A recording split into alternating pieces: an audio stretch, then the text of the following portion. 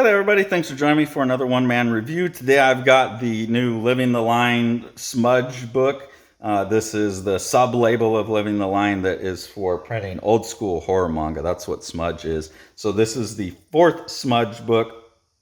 This is a Ryan Holmberg translation, as all the smudge books are. This is like a collaboration between Sean and Ryan to go back and find a lot of these really cool, important old horror mangas and bring them to the American audience. Obviously, this one's called Face Meat, which is a fucking awesome title. And it's by the artist Bonten Taro, who, if you read the essay in the back, which is something cool that most of these smudge books have essay for historical context in the back, you learn what a hell of a character Bonten Taro was. Someone who was in a kamikaze pilot unit in World War II, but lived, came back and did manga, became even more famous as a tattoo artist than he was as a manga artist. They have a picture of, somewhere in here, they have a picture of Muhammad Ali wearing, here it is, they have the picture of Muhammad Ali wearing the robe with Bonten Taro's tattoo designs on it. So it's someone who had a heck of a life, was involved in the Yakuza, says he had 7 different wives and God knows how many kids. So a real heck of a character in the artist, and then that shows up in the work too, which makes it a really, really interesting book. The other thing is, this is unlike the other smudge books, which are all like 1-volume stories. This is a collection of short stories, and they're happening from 1967 to 1969. And I believe like these early ones are probably Bonten Taro's earliest work, because you can really see a quick and rapid development in the art as you go.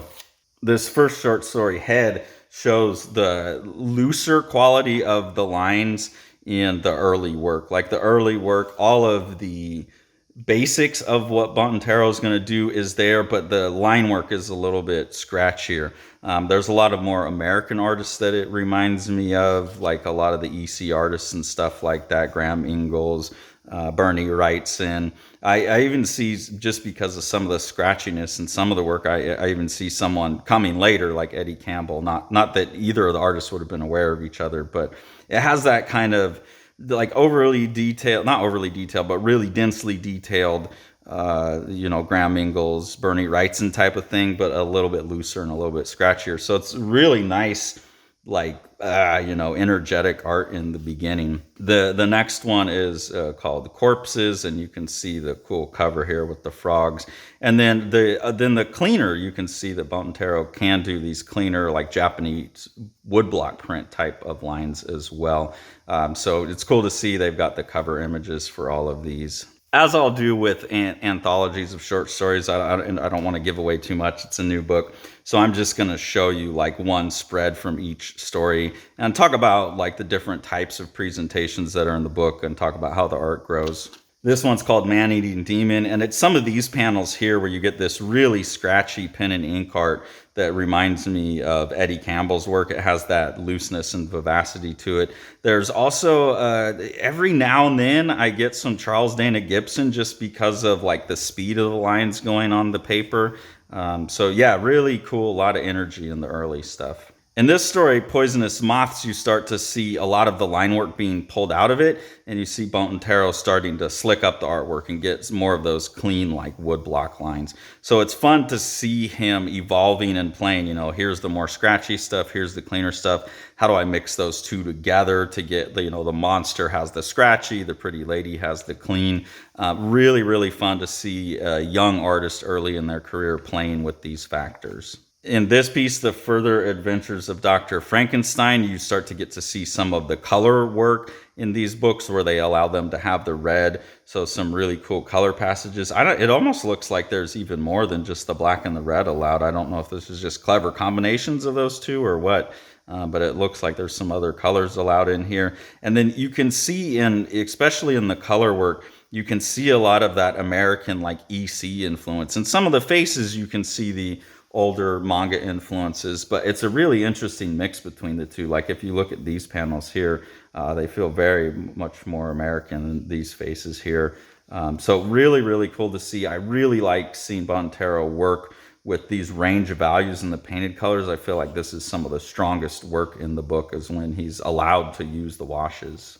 Graveyard Child is a pretty intense one. A return to some of the scratchier imagery. You could see probably images like this, I'm assuming, it influenced someone like Junji Ito. This nasty little graveyard baby here with the mummy like sticking the hands up out the baby. Just some really painfully gross, intense images, and that you can see, you know, the impact this would have had to have going forward. Here's the title story, Face Meat. Some pretty gnarly stuff going on in here. Love the splatter. The story Snake Skills has another like really creepy young kid in it. I feel like I've seen this type of face many times in manga. I'm sure he's not the first or the last one to do it, but does it very, very well. A lot of titties in this book. Definitely like boobs. This story here is called The Man Who Sold His Soul, and this page here has a good example of something I think Ryan and Sean were really smart to do, is show the original ad. That like these are scans from the magazine. I don't think they had access to the art. They were just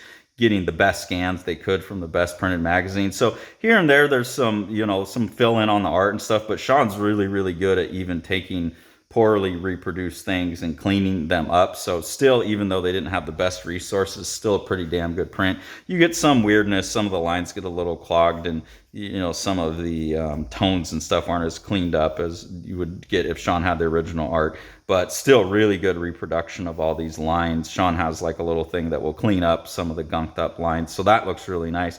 But because they were scanning from those original magazine sources rather than the art sources, they're able to capture some historical context of the ads. I think a lot of publishers, since it's not part of the story, they just cut it out and leave it white there. But as an editorial decision, it looks like Ryan and Sean probably talked about it. I don't know. I haven't talked to them about the book, but I really like that they left those in, and then not translating them, but telling you what it is. So this is an ad for adult toys, porn films, and other exotic gifts. And it gives you context for the type of magazine this was in. I think that's a really smart choice. There's a lot of smart choices in what they're doing. I also like that even though these things are all by different artists and not related, they're just calling it Smudge 1, Smudge 2, Smudge 3, Smudge 4. So creating it still like a series where you'd want to get all of them. Yeah, a lot of really smart decisions in these books as well. Then you get to see the cover for Army Ants.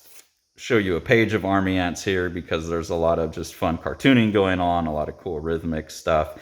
You could see that Bonten Taro likes his breasts quite large and his women quite thick around the hips. You get a sense of his taste there. But another one of these where you've got a good combo between the slicker stuff, the more cartoony stuff, and then the more like horrific, realistic stuff. With Find Me a Cat, we get another look at the awesome just ink wash work going on here.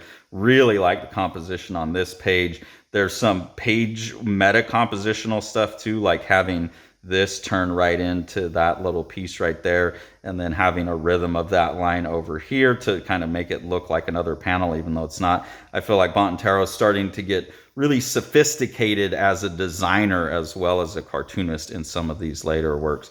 They also seem to get more sophisticated in the type of horror they are. They move more into like social and psychological horror. So this one called Death's Embrace has people taking psychedelics. You really get some like boundary pushing imagery, I think, in this one. And then you're also talking about like civil rights protests and movements at the time. Some intense protest scenes here. Almost looks like a Yokoyama Yuichi page here, just you know, all kinds of directions and lines and sound effects becoming abstract. So I feel like with this story, Bonten Taro starts to be a little bit more sleek and a little bit more sophisticated and playful with the art, the formalisms, the compositions of the art, but also becomes a little bit more sophisticated in the storytelling, is that it's not just like, oh, you know, there's this bad guy and a creepy baby body horror stuff. There's some commentary, social commentary and things going on, and that's within a couple years. So that's part of that progress of the artist over the course of the book that's really cool to follow. In this story, Chime Tree Pass, you can see that again, like the cleaner, slicker art. The faces start to take on a little bit more of the stylized manga vibe, and then you get some really sophisticated, you know, maybe now he's looking at the Suge brothers, or what's going on with the Kitaro, the not Miyazaki. I'm blanking on the guy's name right now, but the artist that does the Kitaro books, kind of picking up on those more dense backgrounds. Some really haunting vibes in these, almost like Charles Burns. I know this came before Charles Burns, but kind of that really densely black, out in the woods, surreal vibe to it. That's really cool. And then the last story in here, The Messenger of Death, you can see some of the images like this, really, really beautiful, sophisticated pieces of just design and art. And then that carries out into the story as well. That sense of sophistication enters into the writing, it enters into all the composition. And this is another one of these pages where you see Bonten Taro working with washes and color, really getting a sense of space and composition pumping in the art. So from the early stuff in here, which has a lot of energy, a lot of awesome line work, to this later, like sleeker, more design, more sophisticated story stuff, it's all enjoyable. And then the progress throughout the book of watching this artist develop is fascinating. And then reading the stories in the back also about what a fascinating character this guy was. I can see why Sean was so excited about this. I remember almost a year ago now, when I went to get all the artwork for Bound scanned, Sean was telling me about this guy, telling me about what a character he was. So I've been looking forward to Face Meet for about a year now, and it finally got it. Happy to have it, and anyone who enjoys this type of manga definitely needs to get it. If you haven't been paying attention to the smudge line, it's getting a lot of heat, a lot of hype, and there's a good reason for that. So go out and get yourself some Face Meet.